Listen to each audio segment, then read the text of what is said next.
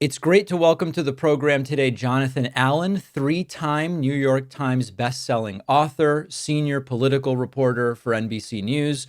His new book, written with Amy Parnes, is called Fight Inside the Wildest Battle for the White House. It's so great to have you on. The book is, of course, fascinating. I want to pick somewhere to start. We could kind of start anywhere, and I want to start somewhere that's been of interest to me to see sort of what insights you might have.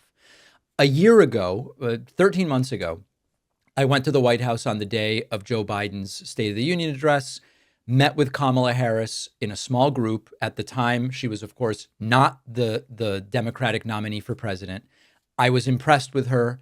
I found her able to talk about disparate issues.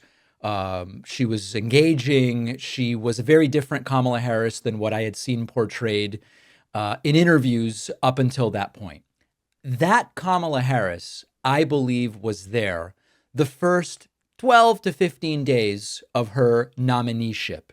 And I, from the outside, perceived that something happened after that point. They stopped doing the "these guys are weird" stuff. The same speech seemingly was being given every day, multiple times a day. It felt as though the air was just kind of let out of her campaign. I know we're starting kind of in the middle here. Is there something that was happening behind the scenes that explains why it seemed so different from the outside all of a sudden at that point? Look, throughout this book, we've got sort of storytelling, I think, new revelations. And one of them is the degree to which President Biden really handcuffed Vice President Harris. And really, sort of from the beginning, but there were points along the way where you could see that, sort of really take hold. And it wasn't just him, it was the campaign leadership that didn't change. She gets in there, she's got 107 days.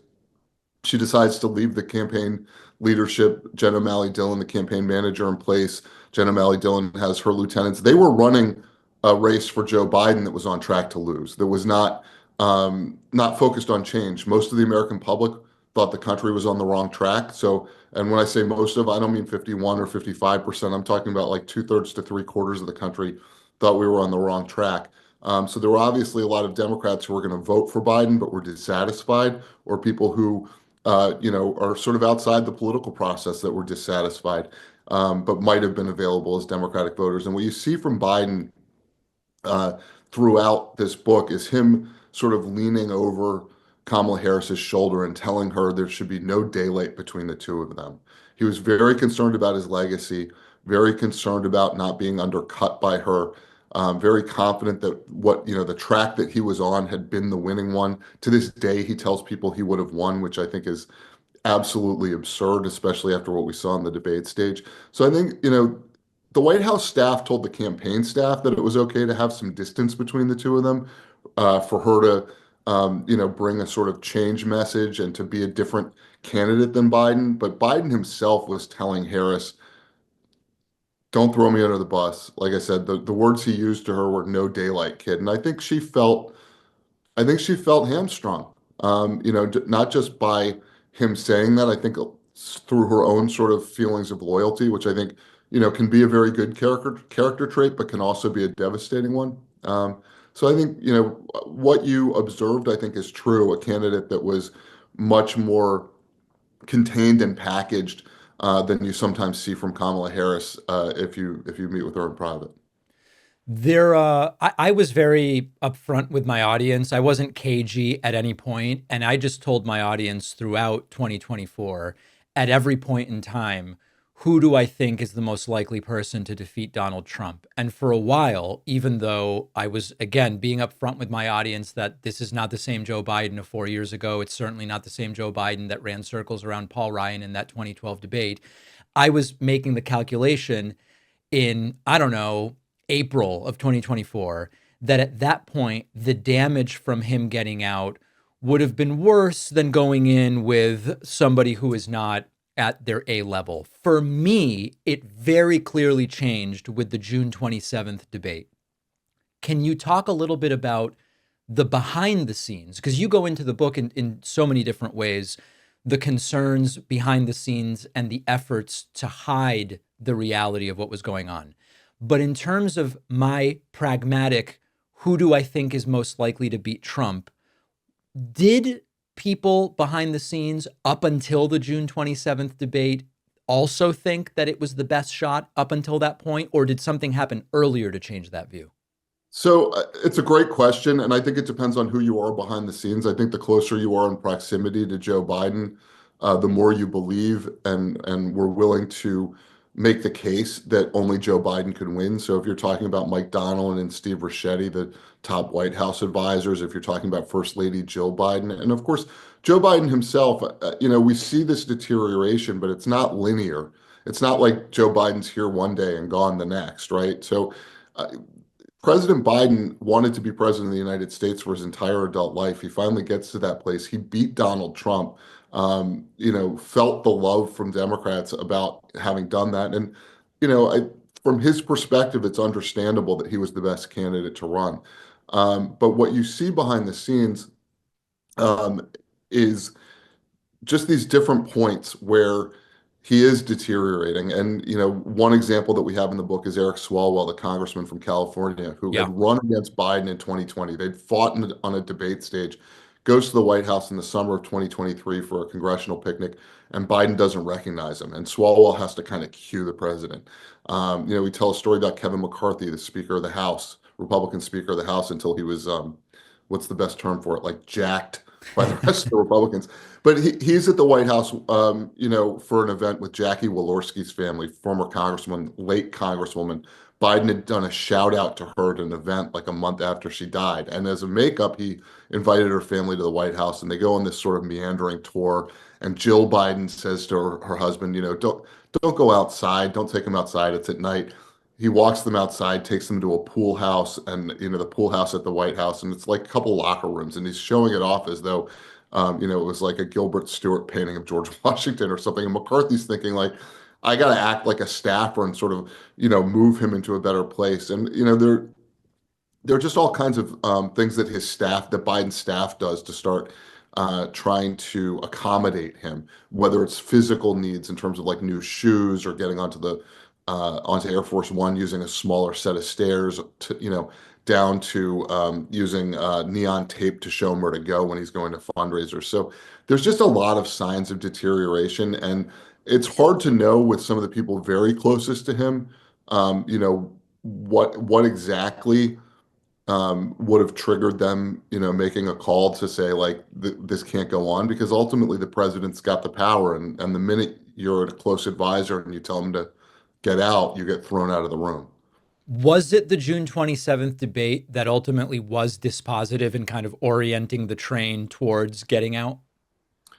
Not for him, Oh, but and not for those people closest to him. I think it was a dispositive event for Nancy Pelosi. I think it was dispositive for Barack Obama. It was dispositive for many donors. We talked to donors who, were getting pressure from the White House to set up new fundraisers after that, and they were like, we can't fill a room.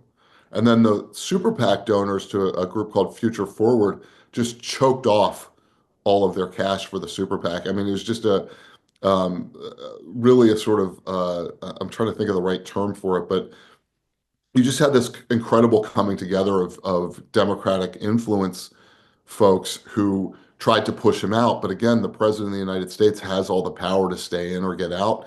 And Biden didn't want to. He came in, a couple weeks after that, went to Congress and said, "Hey, I'm not going anywhere." And then, if you'll remember, Nancy Pelosi went on TV and said he has a decision to make. yeah. And it was like he's already decided, right? But I think the other thing that's important to remember is that there were people who understood he was on track to lose.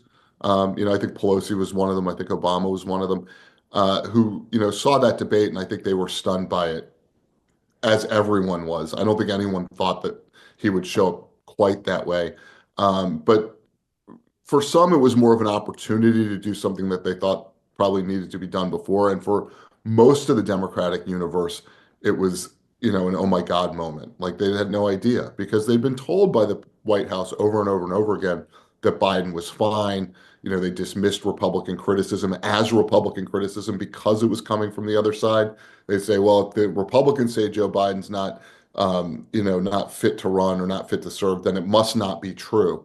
And you talk in your book, I think about polarization a lot, and that sort of knee-jerk desire to see whatever the other side is saying as totally untrue can be damaging to your own side. Can you talk about the Obama factor a little bit? Because you mentioned a few minutes ago about the moment at which former President Obama realized that this wasn't a good idea to press forward. At the same time, there was, I can't really call it reporting, but there were assertions made by some that Obama slash the Obamas weren't particularly thrilled with Kamala Harris either. Is there anything you can say that suggests that that's true, or maybe give us an overview of the Obamas' role in all this? Sure. I mean, according to the sources we've spoken to, the Obamas, let me just speak to Barack Obama because Yeah. I'm much more reporting on him than Michelle Obama. And it's too easy to group people together. But, for Barack Obama, according to the sources we spoke to, he never thought Kamala Harris was the right answer. Mm, He did not think that she would be successful. He thought Joe Biden needed to get out, and he thought that there should be some sort of mini primary, some quick primary, ending in an open convention, and the winner of that would be best off to win. And it's a sort of like West Wing fantasy that would happen. It requires a certain ignorance of or willful ignorance of what the rules are for nominating a candidate. Joe Biden had 90% of the delegates roughly after the primary, and all of them were pledged to him. These are Biden people. They ran as Biden delegates and Biden Harris delegates. And the idea that they were going to abandon whoever he endorsed, and I don't want to say there was never any question, but like logically he was going to endorse Kamala Harris because yeah. it's a support for his belief in her as vice president the first time around. To think all of that's going to get undone in a couple of weeks and that you're going to be able to have a convention and not have so much blood on the floors to destroy the party, maybe for multiple cycles, right? Because you skip over the first black woman vice president. The fights that would emerge within the Democratic Party after that, I think, are uglier than anything we saw this election. So, but to your question, Obama did not have faith in Harris, and he didn't have faith in Biden. He didn't want Biden to run in 16. Biden stayed out because Obama, put his thumb on the scale for Hillary Clinton. He didn't think Biden should run in 2020. He didn't think Biden should run again in 2024. And it reduced his influence. All that reduced his influence with Biden. He was not in a place where he could call Joe Biden and say, "Hey, Joe, we're close friends. You were my vice president. I'm telling you that it's time to get out," because Biden thought Obama didn't have good political judgment after having won in 2020 despite Obama's reservations. Can you talk a little bit about what was going on within the Trump campaign as all of this happened? Because prior to the June 27th debate, Trump had been doing the Biden dementia stuff at rallies. He had been doing it for a while in different kind of shapes and forms. What happened in the period, I guess, between June 27th and when Biden ultimately did step aside? Like, was it glee from within the Trump side? Was it caution as to what might happen? There was that one video of Trump in the golf cart where before Biden announced anything, he said, "We knocked him out. He's done now," based on that debate. So was that because he was hearing things, or what was happening there? So I think the best answer to that is it's a combination, and there is some feeling of vindication because they've been saying this all along, and that everybody sees it. There's some glee from the victory, from Trump, where to your point at the golf cart, he's like knock the guy out, and there's fear that the Democrats are going to replace Biden because Mm, now Biden is weakened, and that's what ends up being the sort of the Trump campaign's view of it is try to keep Biden in as long as possible. Like if they get Biden to be the candidate, they are very confident they've won this election. right. And you saw at one point, Speaker Mike Johnson started talking about Kamala Harris, and he was quickly shut up. And there's this uncommon discipline from Trump during that period where, normally Trump is dominating news cycles, and he's frustrated. We report on this. He's super frustrated that like after the debate, all the news is about Biden, even though it's about Biden having a debacle. He's super frustrated, but his campaign kind of prevails on him to just sort of step out for a little bit and let the Democrats fight among themselves. Don't get in the way of, an imploding adversary. And I think you see that over and over again with Trump in this campaign is discipline that we have not seen before in his campaigns or in his White House, and certainly not since he became president. Him just holding back, choosing stability over chaos over and over within the campaign. That doesn't mean he didn't go out and say crazy things, because he did go out and say crazy things. Yeah. But the campaign itself kept pretty well on message, and Trump himself reined it in. I mean, another good example is how they, completely disowned Project 2025. It's not that Trump doesn't want to do those things. We're watching him do them now. But he understood it as a political liability and just, sort of threw it under the bus and said he didn't want to have anything to do with anybody that had anything to do with Project 2025. And then, of course, his budget director, who makes tons of policy decisions, Russ Vought, is one of the guys that was tied into Project 2025. Few other things I want to ask you about. In the period between June 27th and when Biden ultimately announced he was stepping aside, I started saying to my audience, I do not believe this is recoverable. I believe we have now kind of gone past the tipping point where Biden is going to have to get out. And the question is when, and the question is what sort of happens in the immediate aftermath. And there were people in my audience who acknowledged that. And there were some people who got very, very angry and said, David, the fact that you're even talking about this is part of the problem. We're going to lose if we start talking like that, et cetera. And my point was, I think Biden's going to lose if he stays in. After Biden got out, and I started looking at swing state polling. And there was a period of time there, late September, October, first half of October, where in every swing state poll, the key 7 swing states, Trump was winning every single one. And I went to my audience and I said, listen, we start with the 2020 map and what it took for Biden to win. And then we just look at all of these key states. And we now have to believe every single one of these polls is wrong. And actually, Biden is winning at least 4 or 5 of these 7 states. And I heard from a very loud portion of my audience who said, David, we don't need negativity right now, et cetera. My view was, I want to be honest. And number 2, hearing that your candidate might lose, and I'm sorry, it's Harris at that point. I think I misspoke and said Biden. At this point, it's Kamala Harris who was down in those 7 states. My view was it should motivate us to hear that Trump may win. That, in my world, encourages people to say, I don't want that to happen. Maybe I wasn't going to vote. Now I'm going to. But there was a contingent that simply didn't want to hear it. Was there anything analogous going on behind the scenes with regard to polling in those sort of 6 final weeks? I mean, yes, absolutely. Let me go back to that for a second, because and this ties back into the book behind your shoulder there, your bestseller, and congratulations on that. Thank you. I've been listening to it on audiobook, and it's fantastic. Um, Look, part of the problem for the Democratic Party was that there was such dishonesty or such a unwillingness of powers within the party, the consultant class, the fundraising class, elements of the media that are aligned with the Democratic Party, to level with people about where things stood. As Mm, far back as before the debate, when Biden was clearly behind, um, you know, the numbers are small because we are so evenly divided and polarized, but it was pretty static for a long period of time with Trump in the lead. And I think that, your honesty with your audience, even though some people don't want to hear it, is important. It's important to be able to say, look, the party's telling you this, but it's not right. Um, for your case, you're trying to motivate voters. I'm a journalist. I like honesty.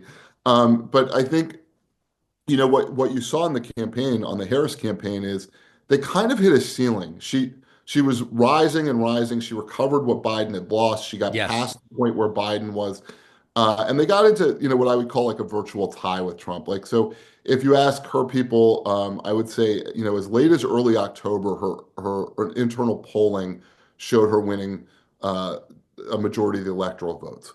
And then around October, I think October 10th was the last internal poll that I saw that had her doing that. And we reveal that for the first time in this book. Um, what I think happens at that point, you also get, by the way, on the other side, fascinating. We report on this with Trump. He's getting super frustrated with his campaign because he has backed off. He has let the fight play out on the Democratic side. Harris is rising. His polling shows basically a dead even tie at Mm, that point. And he brings in Corey Lewandowski, this former campaign manager who does not have the ability to run a national political campaign, but brings him in, sends him down to Palm Beach to like look at what's going on with the campaign. And Corey reports back that there's mismanagement of the finances and stuff. And Susie Wiles, the campaign manager, and Chris Lasavita, another senior advisor, go to Trump and they get him on Trump Force One to basically shut Lewandowski down. And that's one of the more dramatic scenes in the book dealing with Trump, is him shutting Lewandowski down. And again, choosing calm over chaos. But with the Harris folks, they continued to tell everyone that they were going to win. When their polling stopped showing that, we reveal for the first time in the book, um, the last assessment they had before election day had Trump winning. It was narrow, but they had Trump winning. And yet they told everybody else that she was going to win. David Plouffe was out on television saying that she was going to win all 7 swing states. Yeah. They told her that she was poised to win. She was surprised on election night, shocked, crestfallen, heartbroken. Like you can see in this book, I think, through her eyes what so many Democrats were feeling, which is that they'd basically been gaslit by their leadership. And I think that's important for Democrats going forward, and maybe in the future for Republicans when they're going through similar things. It's important because you've got to be able to assess like who's telling you the truth, in order to at least know what you have to do to win. And I just think that it's shocking and it's saddening that a candidate is so certain of victory, because they've been told things that aren't true, or they've been led to believe things that aren't true. Last thing I want to ask you about, this doesn't have to be a long thing necessarily. I realized that Harris was going to lose at about 7:05 Eastern on election night. And what I looked at was we had numbers from Kentucky and Indiana, and I simply compared Trump's margin of victory in those states in 2020 to what it very clearly was with a lot of the vote coming in quickly in 2024. I don't remember the exact numbers, but it was like states he won by 6 or 7, he was winning by like 20 or something. It was crazy. It was just crazy. And because the margins were so small in the swing states, that alone to me said this is probably over. When did the campaigns start to realize what was going on? I mean, start to realize, I think it's a different metric for everybody, but I will tell you this, with all the data they have, they can compare, the suburbs of Indianapolis and their voting trends to like what's going on in Georgia, right? Like there's such an affinity, I guess, between voters in various places that like they've got these huge models, they plug in numbers, they should be getting this. I mean, look, they're looking at numbers in Georgia and North Carolina, and they know that if the same thing is going on in Pennsylvania and Michigan and Wisconsin, that this is, that this race is over, but they're not sure till they actually see the votes. And so I think it takes a little bit longer. And, we go through election night in detail in the book. Harris isn't told until late at night, 11 p.m. ish, that it's over. I was looking at Georgia precincts myself. So you were Hmm. a little ahead of me in terms of when you made your calculation, but I was looking at Georgia precincts coming in, and I was like, I don't see her coming back to win, Yeah, given just the shifts, right? Like you should see demographic shifts, you can see geographical, shifts where there's just a few more points for Trump than it was last time, or in your case, some more points. So it takes a while longer because they don't want to tell somebody that they've lost, and then there's some fluky thing like the Midwest isn't behaving like right. the Mid-Atlantic or the Southeast. The book is Fight Inside the Wildest Battle for the White House is quite a book. We've been speaking with the book's co-author, Jonathan Allen. Really appreciate your time today. Yeah, thank you, David, and congratulations on your bestseller, and enjoy the promotion process. Thank you.